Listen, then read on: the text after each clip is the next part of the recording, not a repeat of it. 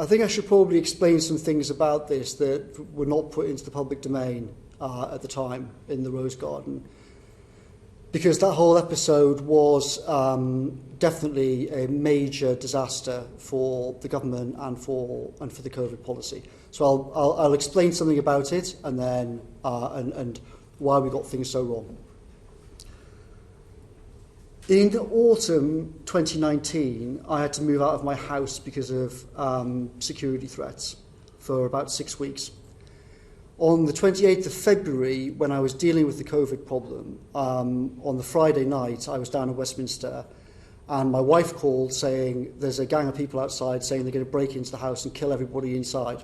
She was alone at the house at the time with our then 3-year-old. After that, I spoke to the PM and the Deputy Cabinet Secretary, Helen McNamara, about the situation, and it was suggested that possibly I either move my family into a government accommodation or move them off to family. On the 22nd of March, the story happened which the lady mentioned earlier about that fake quote from me basically implying that I was happy for everyone to die, which led to further problems. After that weekend, I then said to my wife, right, we've been discussing it for a month. We've got to get out of here on Friday.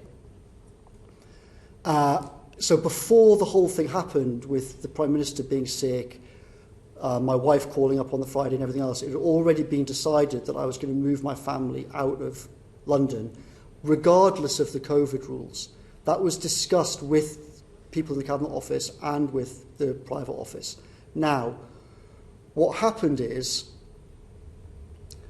because of this, we kept the whole thing very quiet. Almost nobody in Number 10 knew about it for obvious reasons, because I didn't want the same problems to pop up at my parents' house up in Durham. When the story then came out, the Prime Minister and I agreed, when the first story came out about me, much of the story was completely wrong. It suggested that the police had spoken to me about my behaviour because of the lockdown rules and whatnot, which was completely false. The police had only spoken to me about security issues, but the media presented it as if I'd been talked to by the police for breaking lockdown rules. The whole story was crazy. The Prime Minister and I agreed that because of the security things, we would basically just stonewall the story and not say anything about it. And, I was extremely mindful of the problem that when you talk about these things, you cause more trouble for yourself. And I'd already put my wife and child in the firing line on it. So I said, I'm not talking about this, we should shut our mouths about it, and the media stories are all basically, loads of it is wrong and ignore it. Prime Minister agreed. Then on the Monday, he was under so much political pressure and media pressure that he said, this line won't hold, we're going to have to do something about it. Now, at this point, I made just a terrible, terrible, terrible mistake, which I'm extremely sorry about. What I should have done, in retrospect, is I should have called my wife and said, listen, you and our boy are going to have to get out of London again. I'm going to have to just explain the truth about this whole thing.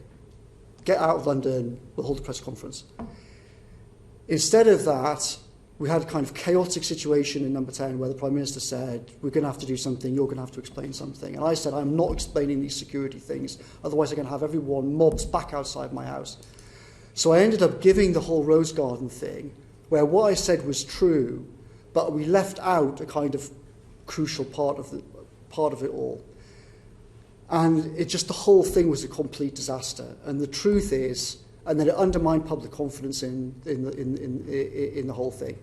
The truth is, when the Prime Minister said on the Monday, we can't hold this line, we're going to have to explain things, if I just basically sent my family back out of London and said, here's the truth to the public, I think people would have understood the situation, and it was a terrible misjudgment not to do that.